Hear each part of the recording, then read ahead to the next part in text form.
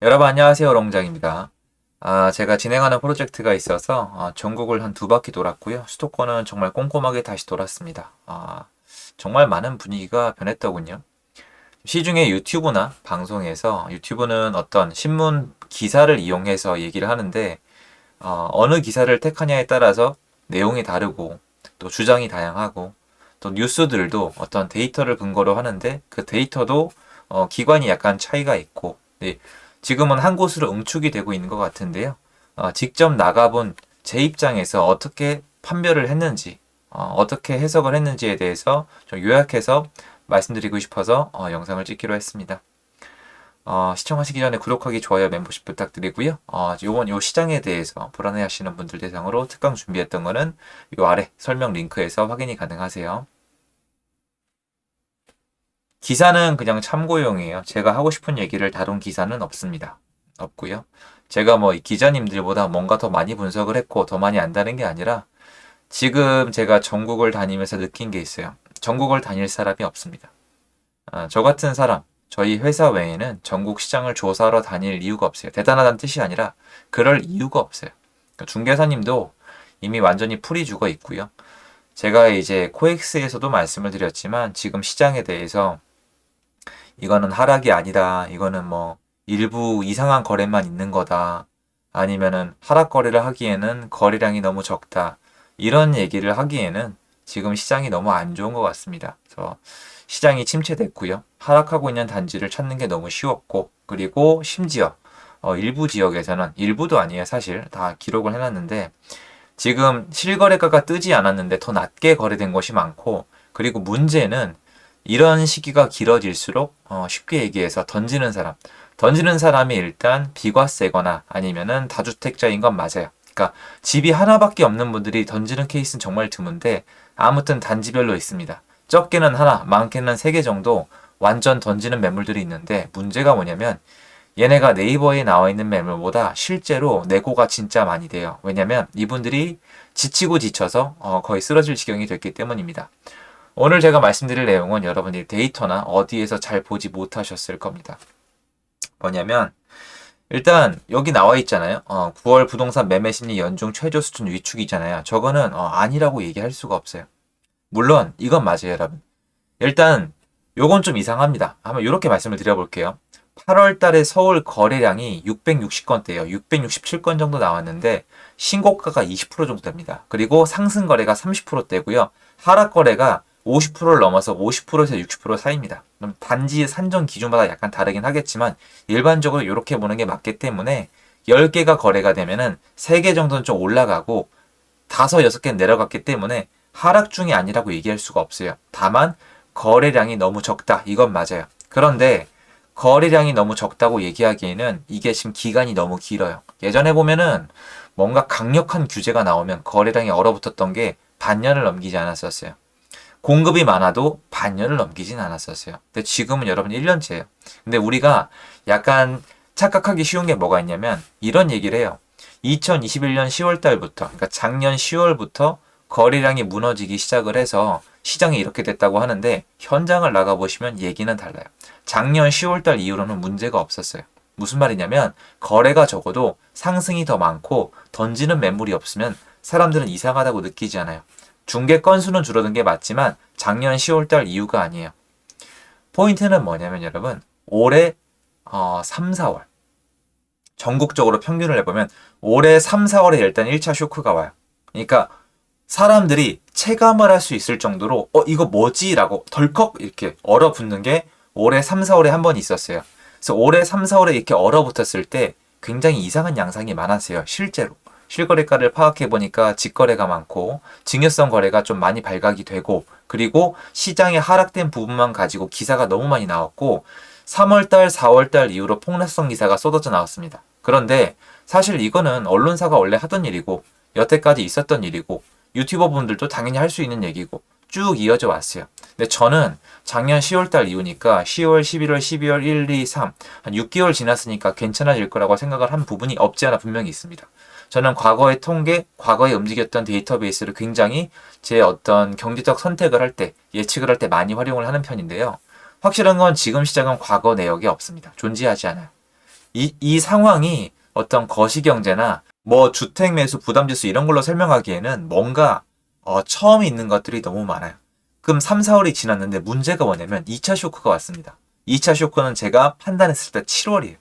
이게 저는 약간 자신하는 게 지금 중개사님이 계시면 특히 경기권 그리고 광역시 지방도시 중개사님이 보시면 저 친구 좀 다녔다라는 생각을 드실 거라 생각을 해요. 1차 쇼크는 3, 4월 달, 2차 쇼크는 7, 8월 달이에요. 그래서 두 번이 나락으로 갔는데 두 번의 충격 여파가 합쳐지다 보니까 지금 1년째예요. 그런데 진짜 매가가 꺾인 건 현장에 나가보시면 3, 4월에 한번 꺾이고 7, 8월에 한번 꺾였는데 꺾인 지역이 약간 차이는 있지만 겹치는 곳도 있어서 겹치는 곳은 데미지가 엄청 큽니다. 어느 정도냐면은 고점 대비 집값이 한 20%, 30%? 볼까요? 제가 오늘만 해도 보고 온 단지들을 봤을 때, 20% 정도. 고점 대비 그냥 20%. 매가 전체에서 20% 정도가 빠진 게 매물이 있어요. 그러니까 시장이 지금 이러쿵 저러쿵 얘기하기에는 그냥 안 좋습니다. 안 좋고, 지금 당장 막 좋아질 거라고 근거를 댈 것도 없어요. 왜냐면 제가 예측했던 요소들은 지금 시간이 지나가면서 제대로 작동을 안 하고 있어요. 하지만 시장에 대한 예측을 할 때는 저는 제 기준이 있기 때문에 그거는 변하지 않아요. 시장의 이상거래가 발견됐던 것도 변하지 않아요. 그리고 금리에 대한 제 주장도 변하지 않아요. 그대로입니다. 그대로는 아닌데 현장을 다니는 사람으로서 있는 그대로 전달해 드리는 게 되게 좋다고 생각을 하고 중개사님들의 포지션이나 어떤 태도도 많이 변했어요. 많이 지치셨어요. 그리고 제가 고민을 많이 하다가 이 영상을 왜 찍냐면 이런 얘기 많이 들어보지 않으셨어요? 부동산 관련된 종사업자들이 파산할 것이다.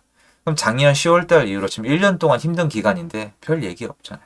그분들이 안 힘들다는 게 아니에요. 힘드세요. 힘든데 사회적으로 아무 말도 없잖아요. 사회적으로 더 내려가야 된다, 내려가고 있다, 지금 패닉이다, 이제 다 망했다고 얘기는 하지만 부동산 중개와 부동산 관련된 업종분들이 얼마나 힘든지는 아무 얘기도 안 다룬다는 건 사람들이 관심이 없다는 거예요. 원래 여러분 저도 제 인생에 그런 적이 몇 번 있었지만 내가 힘들고 내가 죽어나간다고 남들이 관심을 갖진 않고 사회적으로 그럴 의무가 있는 것도 아니잖아요. 저 역시도 그런 적이 있고 저 역시도 지금 쉽지 않습니다. 그런데 누가 알아주거나 도와줄 일은 없거든요. 그래서 지금 사회적으로 그쪽은 묻히고 있어요. 그리고 정치적으로도 제가 판단해 봤을 때 지지율에 저는 지금 대통령님의 지지율을 얘기하는 게 아니에요. 어떤 특정 그 그룹에 그분들이 쟀을 때 부동산 정책이 지금 지지율에 그렇게 나쁘지 않다. 도움이 된다면 모르겠지만 나쁘지 않기 때문에 이대로 간다는 게 정해져 있기 때문에 지금 시장에서 뭔가 정부가 대단한 걸 해주는 걸 기대하기도 어려워요. 그러면 제가 말씀드렸다시피 매매가보다는 전월세 시장을 보는 게 좋은데 제가 매매가가 떨어져도 상관이 없다는 뜻이 아니고 여러분 정말로 해보시면 안 팔려요. 옛날에 많을 때에 비하면 거래량이 20분의 1이 안 돼요 여러분. 제가 막 극단적인 사회를 갖다 쓰는 게 아니라 그래도 10,000건 넘은 적은 많거든요. 그러면 거의 15분의 1이나 20분의 1 토막이 났어요. 그런 시장에서 어떤 매물이 팔리겠어요. 근데 이런 시장이 지금 길어지면서 패닉셀링 던지는 분들이 실제로 있어요. 그런 매물이 단지별로 많은 건 아닌데 옛날에 비해서 제가 지금 전국을 2바퀴 돌면서 나갈 때마다 늘고 있어요. 이건 팩트란 말이에요. 근데 문제가 뭐냐면 걔가 안 팔려요. 걔가 안 팔린다는 건 뭐냐면 걔를 제외하고 호가를 높게 부르는 단지들은 안 팔린다는 거예요. 근데 더 웃긴 건 뭐냐면 이 와중에 또 상승하는 단지가 있어요 여러분. 근데 예전에는 분명히 연동돼서 움직였는데 지금은 나몰라라인데 요게 사실 자세히 들어가면 비밀이 있습니다 여러분. 제가 전국을 2바퀴 뺑뺑 돌고 정말 크게 느낀 게 있어요. 이겁니다. 이게 완전히 칼로 자르듯 나눌 수는 없지만 실거주용. 그러니까 이 집을 사서 내가 실거주할 거고 오래 가져갈 거다. 그러니까 내 집이니까 7, 8, 9년, 10년 가져갈 거다. 요런 집들은 안 흔들리거나 아니면 거기서 신고가가 나오거나 상승거래가 나오는데 투자자들이 많이 들어가서 예전에 여러분 그래프로 따지면 코브라처럼 확 올라간 지역들 있죠. 여기가 문제예요. 쉽게 얘기해서 매도할 사람이 많아요. 돈을 벌기 위한 목적이 컸던 사람들이 많이 몰려있던 지역에서 그들이 많이 팔아야 되는 지역. 여기에 교집합을 찾아보시면 제가 말한 현상이 일어나고 있습니다. 그러니까 단지별로 달라지는 거예요. 예를 들어서 강남의 대형 평수. 투자용으로 최악이죠. 돈 많이 들어가고 세금도 세니까 지금 안 내려가요. 신고가 나와요. 그런데 노도광이나 인천의 소형 평수. 투자용으로 딱 좋잖아요. 여기가 정말 일정 부분이 엄청나게 흔들리고 있습니다. 말 그대로 투자자가 차익을 남기고 탈출해야 되는 곳들이 3, 4월 달에 1차 쇼크가 있었고 이분들이 못 빠져나가자 7, 8월들부터 던지는 사람들이 나왔고 이 안에는 마이너스도 있습니다. 그러니까 심리가 지금 아작이 나 있는 거예요. 시장 자체를. 이건 여러분 제가 시장에 대해서 어떻게 된다가 아니라 현장에 지금 나가는 분이 안 계실 거 아니에요. 지금 왜 나가요, 사실. 나갈 일 없잖아요. 저는 제가 할 일이 있어서 나간 거거든요. 할 일이 있어서. 근데 아마 지금 현장에 계신 중개사님이라면 아실 거예요. 딱 요새 매매는 없다.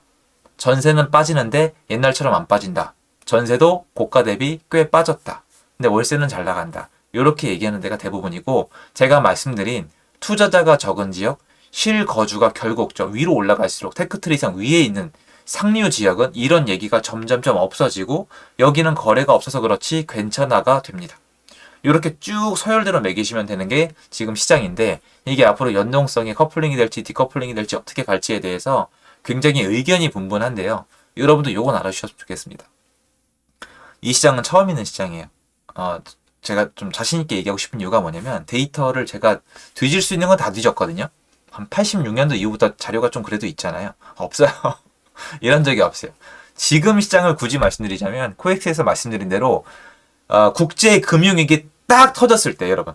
그러니까 지금 예를 들어서 오늘 딱 신문이 뜬 거예요. 리만 브라더스 파산했다. 한국 기업으로 이 파동 뻥 간다. 그래서 으악 하고 딱 멈춘 상태. 그게 지금이에요. 근데 리먼 브라더스 때 그게 한 8개월에서 한 10개월 갔거든요. 근데 지금 과연 그게 비슷한 면도 있고 다른 면도 있는데 어쨌건 그 정도로 사람들이 위축이 됐어요. 자산시장에 대해서. 그래서 앞으로의 향방에 대해서 사람마다 기준이 다를 건데 물론 저는 저만의 기준이 있죠. 그래서 여러분들도 여러분만의 기준을 세우고 움직이시는 거를 전 추천을 드리는데 아무튼 지금 시장만 놓고 봤을 때는 진짜 안 좋다 라고 말씀을 드릴 수밖에 없고 지금 하락은 하락이 아니다라고 얘기하기에는 지금은 전 그 라인을 넘었다고 생각을 해요. 저도 여기까지 올 줄은 정말 예상을 못했거든요. 그런데 생각보다 더 안 좋습니다. 그리고 악재들이 겹치고 겹치면서 이게 약간 가속도를 낸 면이 없지 않아 있는데요. 문제는 이게 바로 회복될 만한 뭔가가 기대할 만한 게 근시안적으로는 없어요.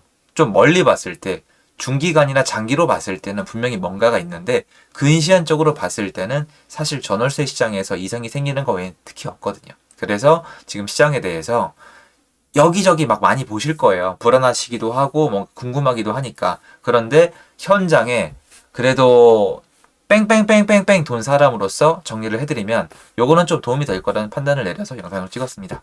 도움됐으면 좋겠고요. 요 시기를 잘 이겨내는 사람이 나중에 원하는 걸 얻을 수 있다고 저는 생각을 합니다. 제 영상 여기까지입니다. 감사합니다.